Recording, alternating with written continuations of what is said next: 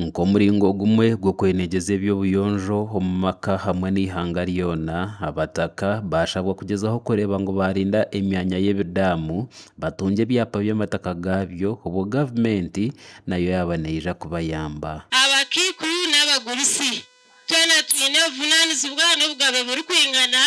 ahabw'okukozesa amaizi marungi n'okutunguura omutindo gw'eby'amaizi agabonire omu byaro byaitu ningashi omu communities zaitu. Ebi bigambirwe Dan Mukago omukuru w'entebe ya kataano habwa disitulikiti ya Kiruhuura obwo abaire ari aha mukoro gw'esande y'ebyobuyonjo hamwe n'okukuza ekiro ky'amaizi omu nsi yoona, kandi omukoro ogu gubaire omu muruka gwa Ntarama omu ishaza rya Kashongi omu disitulikiti ya Kiruhuura. Rehabilitation ya communal dams chairman wa Kigamba ningira ngu tubanze turinde emyanya yazo n'ebindi abo kuba nebimwe bakabikoma boundary aho kutyorra aho twabentu tutaha amaizi so tugirinde tugikorere ebyapa konka nimanga gavumenti eriyo neza ku rehabilitating ebiziba byanyu kubigaruka mu busi nakamba nojogosha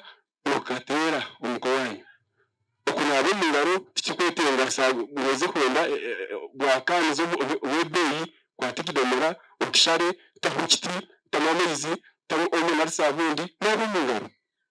mbe creative mbe innovative omu mutwe yanyu baana bange eki nekyanyu. We Kakuru Dansoni obiire ajwekiire mukuru w'abakozi habwa disitulikiti ya Kiruhuura ashoboreire ko endwara zoona ezi abantu barikurwara nizireeta oburofa bw'omu maka. Endwara zoona ezi turikurwara enyingi ezikutusaasa ezikutwaraho esente zaitu nyingi niziruga omu burofa, kandi oburofa obukureetwa obutanaaba mu ngaro. Kakuru Dansoni ayongere yayihanangisiriza banyinamaka okukwatanisa kandi bakafayo aha myoga yaabo. Omutugira amaizi kukwata akaana k'emyaka 6-7 oba omushiki muto nanindeeba okakehereza aha iziba shaaha 2 z'ekiro kureeta ebizibu nkahi omu society nga omushaija yenda fitiine kamanda tokureeta amaizi abakazi n'okuza omu nkiiko za water committees omushaija tokwenda kugireeta tokwenda kuranzira naava ekyo nanimbashaba abashaija kwenda kutugira amaka gashemeire tugire series nungi tugire gomborera nungi tugire district nungi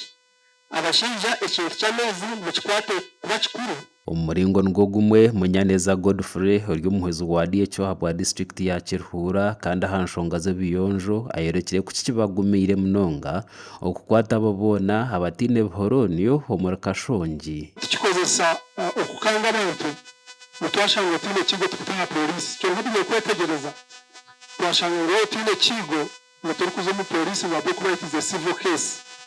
haza nikigarura enyuma obuheereza nk'omu bwire nk'obw'omushana tuba twine intermittent supply ninga amaizi nigarugaho munonga amaizi nigarugaho munonga habw'okugira ngu of course omu bwire bw'omushana na source nayo nekyendera omu maizi so shanga na supply nayo yakyendera kandi abantu coverage neri mpango so konka ekyo turiyo nitugezaho kurashoninga n'aba umbrella abakugamaneginga nibarashoninga kwenda ngu at least